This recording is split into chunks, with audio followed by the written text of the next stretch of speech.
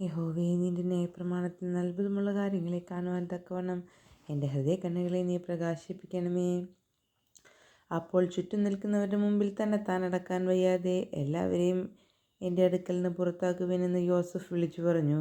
ഇങ്ങനെ യോസഫ് തൻ്റെ സഹോദരന്മാർക്ക് തന്നെ വെളിപ്പെടുത്തിയപ്പോൾ ആരും അടുക്കലുണ്ടായിരുന്നില്ല. അവൻ ഉച്ചത്തിൽ കരഞ്ഞു. മിസ്രൈമ്യരും ഫറവോൻ്റെ ഗൃഹവും അത് കേട്ടു. യോസഫ് സഹോദരന്മാരോട്, ഞാൻ യോസഫ് ആകുന്നു, എൻ്റെ അപ്പൻ ജീവനോടിരിക്കുന്നുവോ എന്ന് പറഞ്ഞു. അവൻ്റെ സഹോദരന്മാർ അവൻ്റെ സന്നിധിയിൽ ഭ്രമിച്ചു പോയതുകൊണ്ട് അവനോട് ഉത്തരം പറവാൻ അവർക്ക് കഴിഞ്ഞില്ല. യോസഫ് സഹോദരന്മാരോട്, ഇങ്ങോട്ട് അടുത്തു വരുവീൻ എന്ന് പറഞ്ഞു. അവർ അടുത്തു ചെന്നു. അവർ അടുത്തു ചെന്നപ്പോൾ അവൻ പറഞ്ഞത്, നിങ്ങൾ മിസ്രൈമിലേക്ക് വിറ്റുകളഞ്ഞ ഞങ്ങളുടെ സഹോദരൻ യോസഫ് ആകുന്നു. എന്നെ ഇവിടെ വിറ്റതുകൊണ്ട് നിങ്ങൾ വ്യസനിക്കേണ്ട, വിഷാദിക്കുകയും വേണ്ട. ജീവരക്ഷയ്ക്കായി ദൈവം എന്നെ നിങ്ങൾക്ക് മുമ്പേ അയച്ചതാകുന്നു. ദേശത്ത് ക്ഷാമമുണ്ടായിട്ട് ഇപ്പോൾ 2 സംവത്സരമായി. ഉഴവും കൊയ്ത്തും ഇല്ലാതെ 5 സംവത്സരം ഇനിയും ഉണ്ടാകും. ഭൂമിയിൽ നിങ്ങൾക്ക് സന്തതി ശേഷിച്ചിരിക്കേണ്ടതിന് വലിയൊരു രക്ഷയാൽ നിങ്ങളുടെ ജീവനെ രക്ഷിക്കേണ്ടതിനും ദൈവം എന്നെ നിങ്ങൾക്ക് മുമ്പേ അയച്ചിരിക്കുന്നു.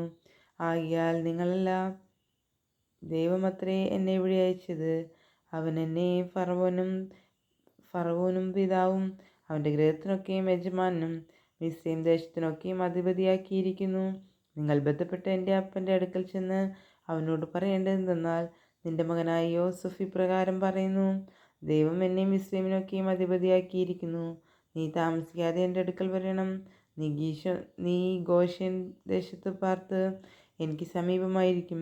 നീയും മക്കളും മക്കളുടെ മക്കളും നിന്റെ ആടുകളും കന്നുകാലികളും നിനക്കുള്ളതൊക്കെയും തന്നെ. നിനക്കും കുടുംബത്തിനും നിനക്കുള്ള സകലത്തിനും ദാരിദ്ര്യം നേരിടാതെ വണ്ണം ഞാൻ അവിടെ നിന്നെ പോഷിപ്പിക്കും. ക്ഷാമം ഇനിയും 5 സംവത്സരം നിൽക്കും. ഇതാ ഞാൻ തന്നെ നിങ്ങളോട് സംസാരിക്കുന്നു എന്ന് നിങ്ങളും എൻ്റെ അനുജൻ ബെന്യാമീനും കണ്ണാലെ കാണുന്നുവല്ലോ. മിസ്രയീമിൽ എനിക്കുള്ള മഹത്വവും നിങ്ങൾ കണ്ടതൊക്കെയും അപ്പനെയും അറിയിക്കണം. എൻ്റെ അപ്പനെ വേഗത്തിൽ ഇവിടെ കൊണ്ടുവരികയും വേണം. അവൻ തൻ്റെ അനുജനായ ബെന്യാമീനെ കെട്ടിപ്പിടിച്ചു കരഞ്ഞു. ബെന്യാമീൻ അവനെയും കെട്ടിപ്പിടിച്ചു കരഞ്ഞു. അവൻ്റെ സഹോദരന്മാരെയൊക്കെയും ചുംബിച്ച് കെട്ടിപ്പിടിച്ചു കരഞ്ഞു. അതിൻ്റെ ശേഷം സഹോദരന്മാരുമായി അവൻ സല്ലപിച്ചു.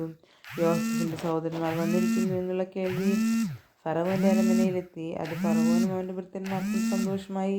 ഫറവോൻ യോസഫിനോട് പറഞ്ഞത്, നിന്റെ സഹോദരന്മാരോട് നീ പറയേണ്ടതെന്നാൽ, നിങ്ങളിത് ചെയ്യുവിൻ. നിങ്ങളുടെ മൃഗങ്ങളുടെ പുറത്ത് ചുമട് കയറ്റി പുറപ്പെട്ട് കനാൻ ദേശത്ത് നിന്ന് നിങ്ങളുടെ അപ്പനെയും കുടുംബങ്ങളെയും കൂട്ടിക്കൊണ്ട് എൻ്റെ അടുക്കൽ വരുവീൻ. ഞാൻ നിങ്ങൾക്ക് മിസ്രയീം രാജ്യത്തിലെ നന്മ തരും. ദേശത്തിലെ പുഷ്ടി നിങ്ങൾ അനുഭവിക്കും. നിങ്ങൾ കൽപ്പന തന്നിരിക്കുന്നു. ഇതാകുന്നു നിങ്ങൾ ചെയ്യേണ്ടത്. നിങ്ങളുടെ പൈതങ്ങൾക്കും ഭാര്യമാർക്കും വേണ്ടി മിസ്രയീം ദേശത്തു നിന്ന് രഥങ്ങൾ കൊണ്ടുപോയി നിങ്ങളുടെ അപ്പനെ കയറ്റി കൊണ്ടുവരണം. നിങ്ങളുടെ സാമാനങ്ങളെക്കുറിച്ച് ചിന്തിക്കേണ്ട. മിസ്രയീം ദേശത്തെങ്ങുമുള്ള നന്മ നിങ്ങൾക്കുള്ളതാകുന്നു. ഇസ്രായേലിൻ്റെ പുത്രന്മാർ അങ്ങനെ തന്നെ ചെയ്തു. യോസഫ് അവർക്ക് ഫറവോൻ്റെ കൽപ്പന പ്രകാരം രഥങ്ങൾ കൊടുത്തു. വഴിക്ക് വേണ്ടുന്ന ആഹാരവും കൊടുത്തു. അവരിൽ ഓരോരുത്തരും ഓരോ വസ്ത്രവും, ബെന്യാമീനും 3 വെള്ളിക്കാശും 5 വസ്ത്രവും കൊടുത്തു. അങ്ങനെ തന്നെ തൻ്റെ അപ്പനെ 10 കഴുതപ്പുറത്ത് മിസ്രയീമിലെ വിശേഷ സാധനങ്ങളൊക്കെയും 10 പെൺകഴുതപ്പുറത്ത് വഴിച്ചെലവിന് ധാന്യവും ആഹാരവും കയറ്റി അയച്ചു. അങ്ങനെ അവർ തൻ്റെ സഹോദരന്മാരെ യാത്ര അയച്ചു.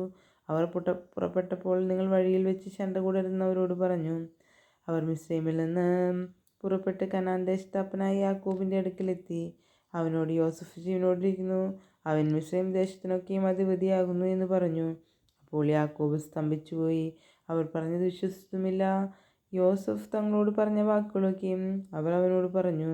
പിന്നെ കയറ്റിക്കൊണ്ടുപോകുവാൻ യോസഫ് അയച്ച രഥങ്ങളെ കണ്ടപ്പോൾ അവരുടെ അപ്പനായ യാക്കോബിന് വീണ്ടും ചൈതന്യം വന്നു. മതി, എൻ്റെ മകൻ യോസഫ് ജീവനോടിരിക്കുന്നു.